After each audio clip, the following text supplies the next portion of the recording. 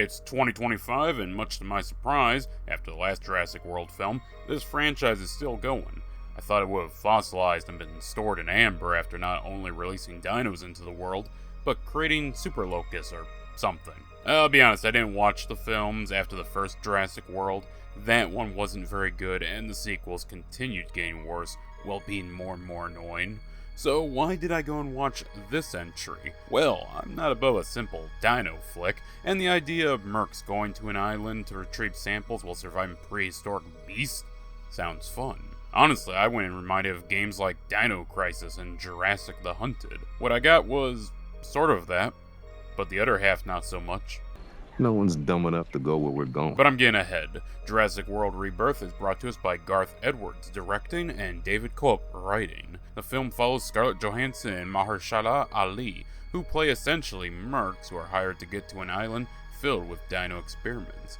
One where they need to track down 3 dinos and secure samples of them so that shady corpo man can make some money. Add in Jonathan Bailey as a scientist with a conscience, and we have a film. But not really. As for some reason, a family has decided to travel via personal boat, and they end up encountering one of the aquatic dinos our mercenaries are tracking. They establish that after the events of the prior films, dinos have all but died out due to weather and bacteria, save for around the equator where they still exist. The drug trade be wild. So somehow this boat, ran by a father with his 2 daughters and the eldest boyfriend, end up in a dino situation. On the one hand, why would you even bother coming that close in such a small vessel? In the other, it is water, so how far out the dinosaur went is unknown. They remark about being 22 miles off their course when the mercenaries go to save them, so I suppose he thought it was safe enough. He does remark about doing it before and not thinking this would happen. Either way, we have our 2 casts. I say 2 casts as while they do link up, they just as quickly split in a scene I found a bit questionable. They are really only there to expose the corpo as being a jackass. That's really the sole reason of the family. Also, the boyfriend was very hard to like. They try to redeem him and the father later on, but it just felt kind of hollow. Everything with the mercenaries was great. Is it the most spectacular and amazing dino action of all time? No. But was it fun watching mercs try against the odds? Yes, though it was odd to see not one of them pack any weapons. That rifle you see in the trailer is solely for collecting samples. One dude has his overcomplicated nerve toxin gun, but he's taken out pretty quick, and playing on the trope, the scientist is of course against killing the dinosaurs. At times I was reminded of those old Sci-Fi Channel originals, where you'd have characters that are kind of one-dimensional or play off a trope and carry it through the film.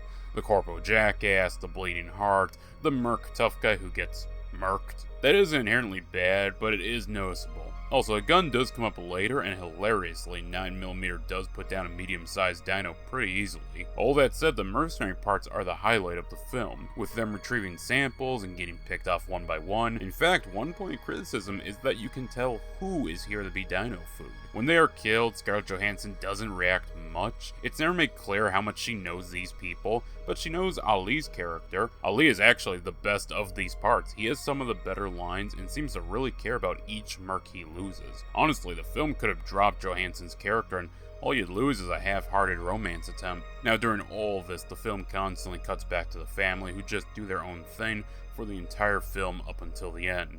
If the mercs are Dino Crisis, then the family is that bit where Grant spends time with the kids. In fact, they get a few scenes nodding to and outright remaking scenes from the original film.